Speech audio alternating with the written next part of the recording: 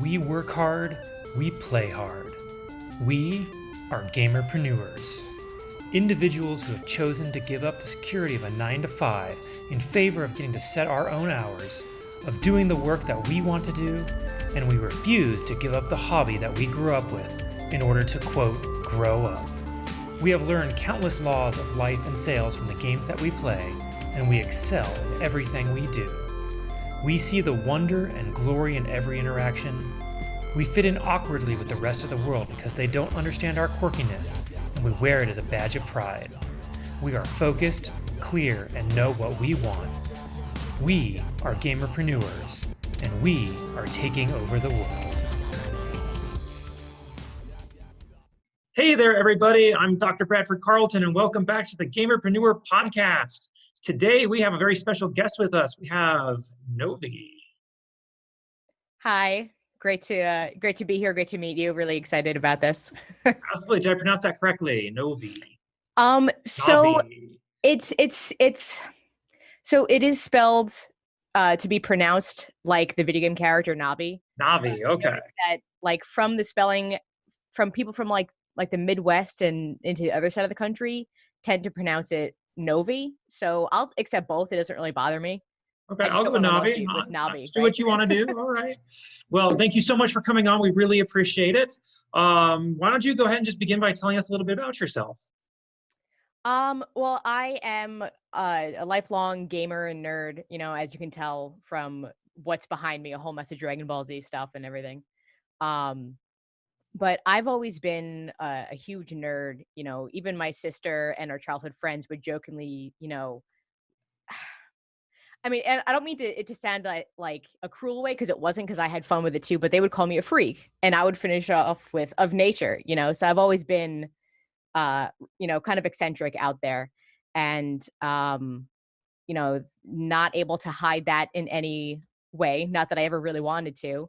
And I've just been, living the life of a gamer nerd, got into streaming and YouTube and Instagram and all that, and I'm just, riding that wave and trying to, maybe make more of, more than just a hobby out of all this. Hey, that's absolutely wonderful. So don't worry, everybody called me a freak too. My parents used to say, "Oh, you're such a smartass. Oh, you're a smartass." And then one Oh day yeah. I had someone tell me, when they say that, tell them, it's better to be a smartass than a dumbass. And I'm like, that's brilliant. Yeah. So that was my go-to, so you got freak of nature and I got Yeah. being a dumbass. Exactly. You got to turn it into a positive and have fun with it. Exactly. That's how you grow. But what I want to do is I want to start this off a little bit fun. All right. So I'm going to imagine I have an answer in mind, but I want you to answer this on a scale of 1 to 10. How weird are you? Of 1 to 10. So 10 being 10 being high. like can't, needs to get help kind of a thing. Like either she's got something mental or is on drugs. However you would define it. I would say, depending on the day, maybe around like a 5 to a 6.5. Well, that's doing pretty good then. I mean, is that after your coffee? I mean, it depends on how much sleep I may have gotten and how much tea I may have or may have not had, All right. So this is the Gamerpreneur, and where we bring gaming and entrepreneurship and business and smash the two together. So you have a stream, correct? Yes, I do. Why don't you go ahead and tell us a little bit about how you became a streamer? How did you even get into it? So it originally started with YouTube.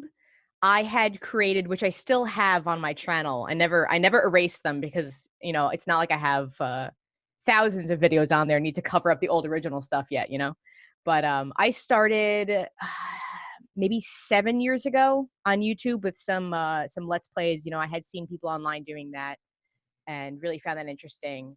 And unfortunately, that I didn't stick with, and I kind of feel like I should have, because Markiplier started then. So you never know, right? But so I started, the Let's Plays on YouTube, really liked that. But I also then eventually came across Twitch, which has like that live interaction with people. And that I really, I've worked with people my entire life. So that's something that I've always enjoyed doing. And that just, it adds to it. And also like, it's just the live back and forth that's really great. And, Wonderful. really wanting to continue with that and build that as big as I can. All right. So what do you do on your stream? What's the kind of content you put out? So it is variety gaming right now, and I'm aiming to do more horror games on Sundays, like a scare Sunday kind of a thing. Right now I'm playing through Death Stranding each stream, and sometimes because I also toy around with photography. Sure. So if I have a day where I really have to get a lot of editing done, then it's like, well, why don't we just hang out with some people as well and just go live? I don't have to show the editing, but I could show us, hanging out. Certainly. So do you stream? How many days a week do you stream then? So I don't have a solid schedule yet. So basically anytime I can, but what I'm aiming for, I want to do Mondays, Wednesdays, Thursdays, and then some Sundays, which would be the scare streams.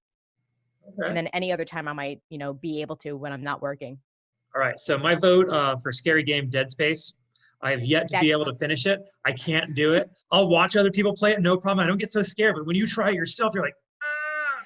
it's so I grew up watching my friends and family friends playing scary games. I was too much of just, a little shrimp to like give it a go myself. So I very much, unless, Five Nights at Freddy's doesn't really phase me anymore because it's just the same thing over and over again. So you're really just trying to like beat the mission instead of like not be scared, in my opinion.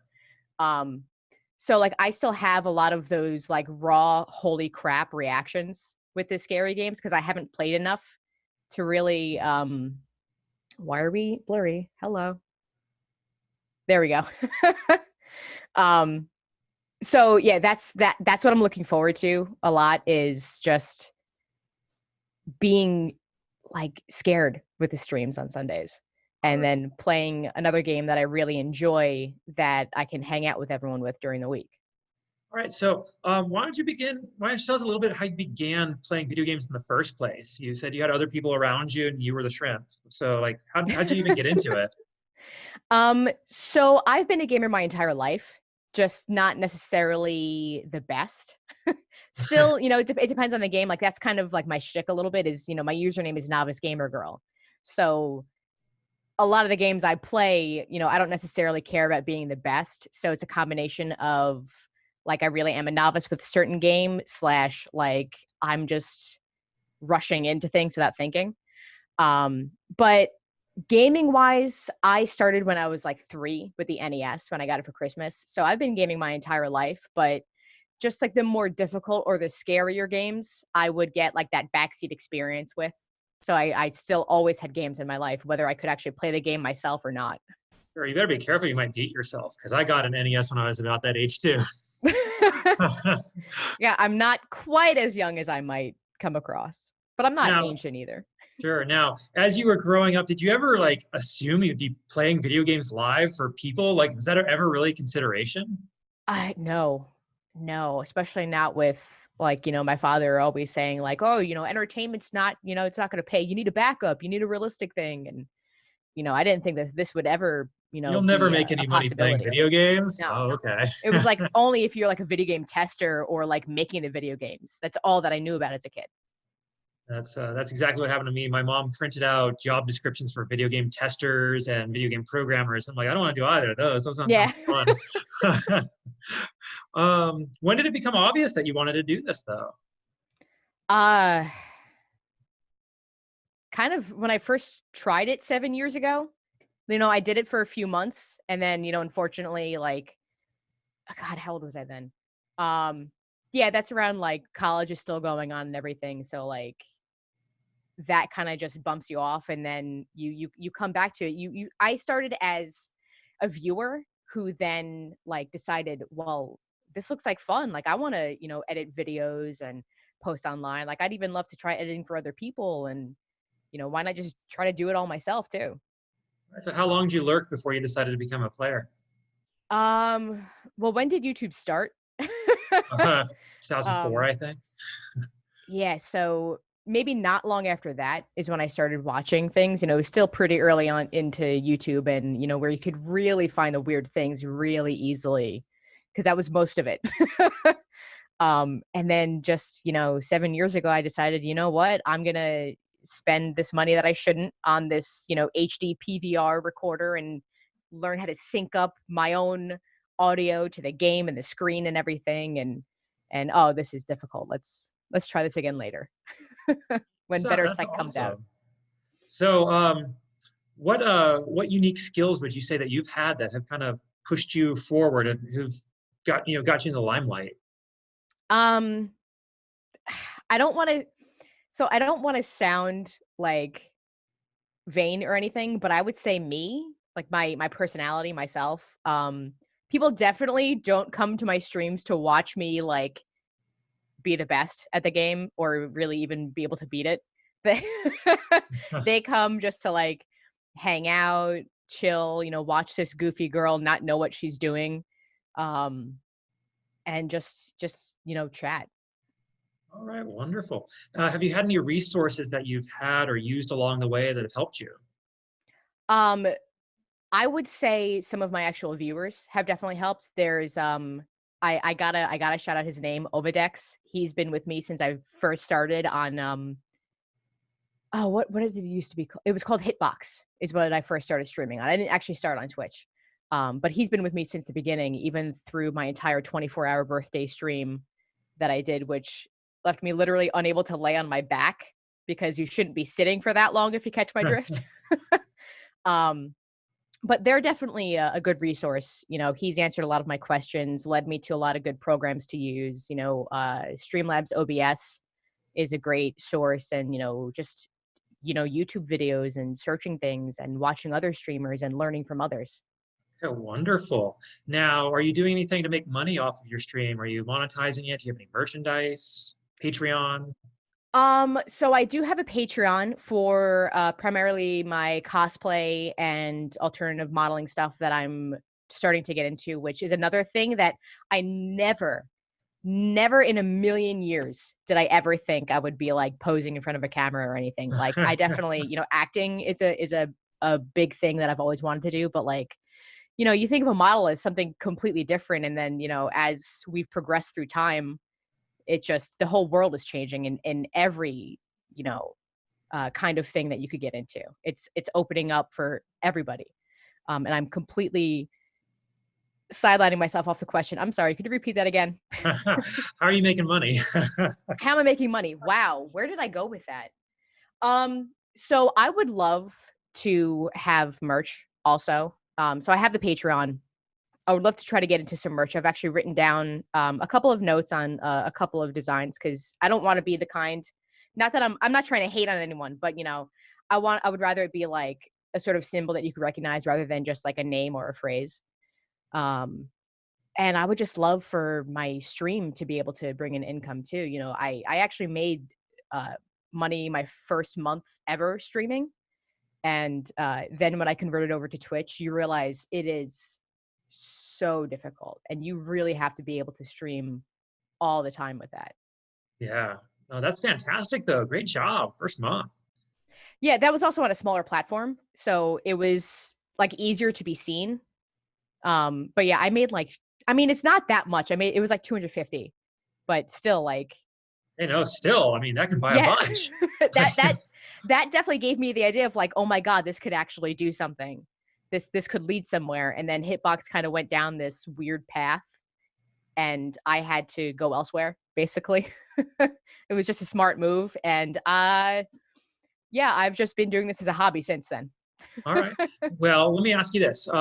What do you wish you had known when you first started, before you starting on YouTube, like when you just started doing games for people, like what would you wish you had known?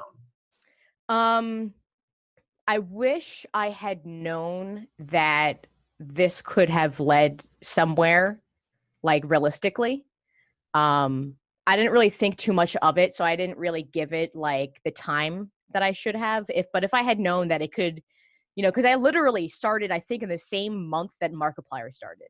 Not that I'm saying that like, oh, I would be anywhere near his level, but anyone who starts around that long ago, I'm sure, a good handful have gone somewhere. So like, I wish I had known that if I had stuck with it, it really, who knows where I would be right now, All right.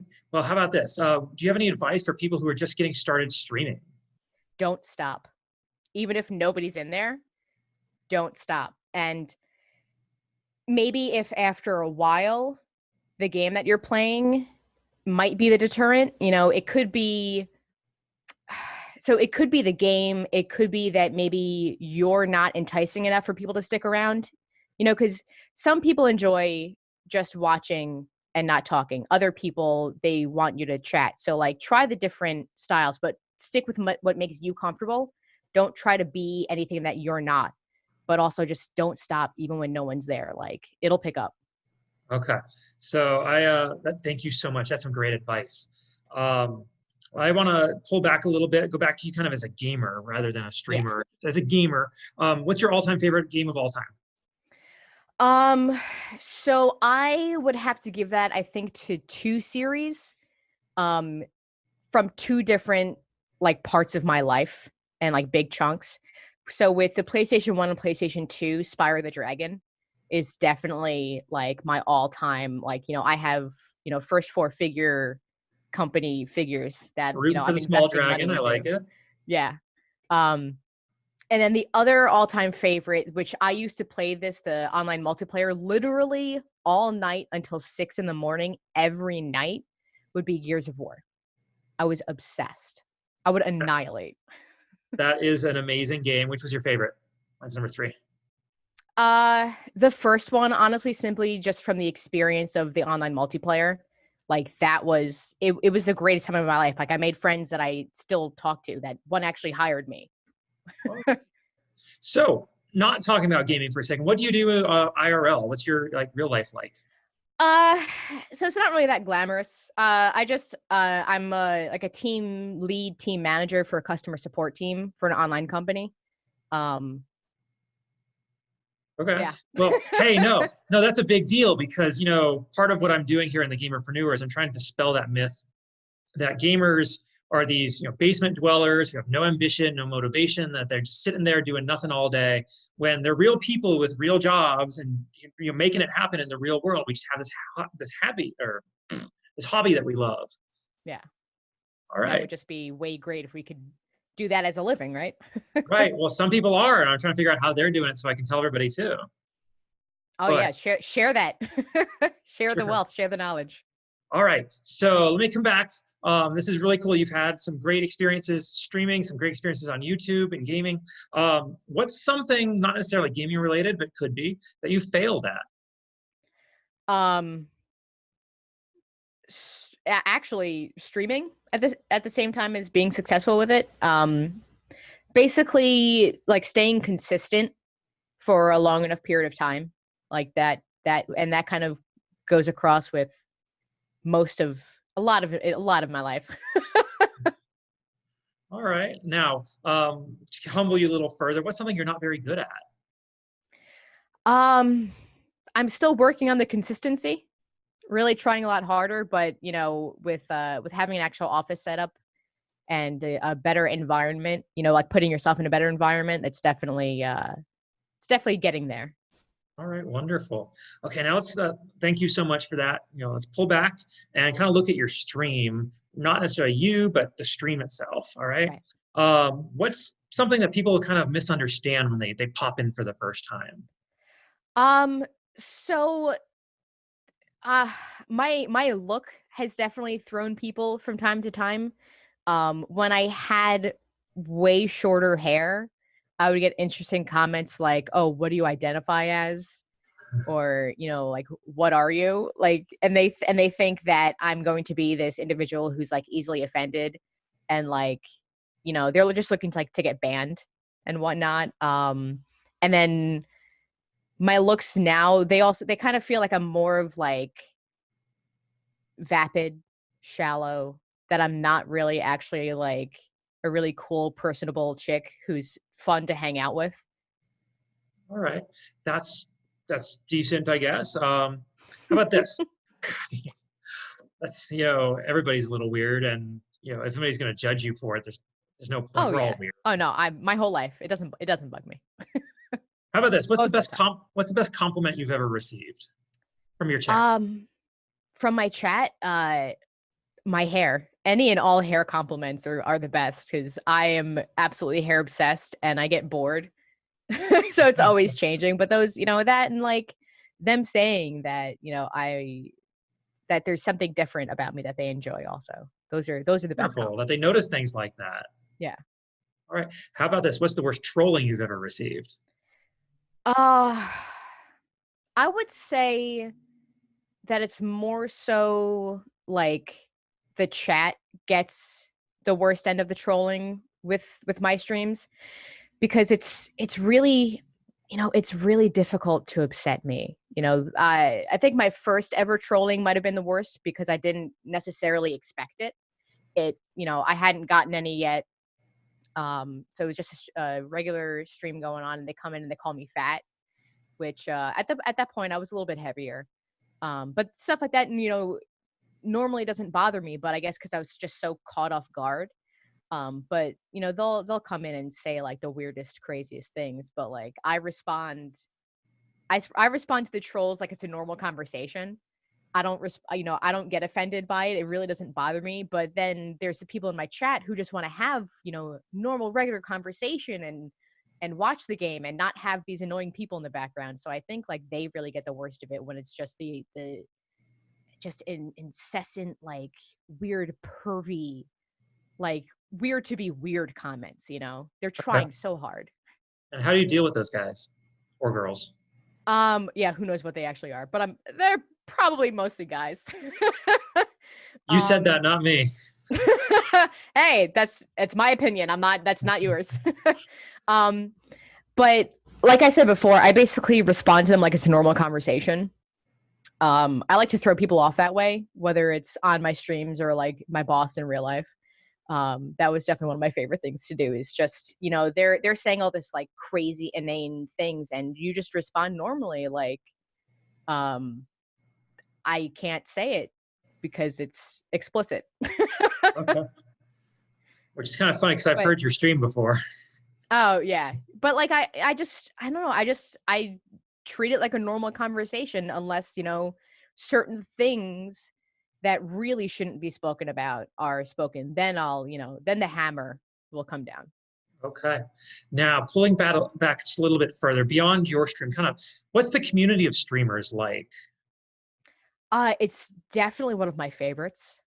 Streamers and cosplayers, just, we're all here to have a good time. We're here to hang out. It's not really like it's a direct competition. So people are openly willing to give advice as well. And everyone is just so like laid back and cool. Fantastic. All right. That's been absolutely wonderful. Now I gotta know, what kinds of social media do you use? What are your handles? How do people find you? I use basically everything. And if I don't use it, I have an account on it. So everything you could find under Novice Gamer Girl. I have Twitch, Patreon, Instagram, Facebook, Twitter, all under the same username. And I have also an additional cosplay specific Instagram. It's Novii, Novii .cosplay. Okay, fantastic. Well, thank you so much. Is there anything that I should have asked that I didn't? I don't really think so. Is there anything else you wanted to tell us? Come in and, give my stream a watch. During the week, I'm on 8 p.m. Eastern time is usually the start time. And on Sundays, it'll be random afternoon streams, maybe around like 2 to 4 p.m. Eastern time into the evening. But yeah, let's all, get together, meet each other online, leave comments, chat, hang out on Twitch. What this is all about. Well, thank you so much, Novii. I really do appreciate it. Thank you for having me. It was a pleasure. All right. You take care. You too. Hey, if you like this podcast, I'd love to invite you to check out a little bit more about me, Dr. Bradford Carlton, Gamerpreneur. If you go to my website, www.thegamerpreneur.com/bonus, I'm going to give you a free copy of my book, The Warcraft of Business, where I explain my history in both gaming and business and how I brought the two together in order to create some very successful companies and help a lot of people. And all you got to do is pay for shipping and processing, and I'll send you this book. I absolutely know you're going to love it. All right. You all take it easy.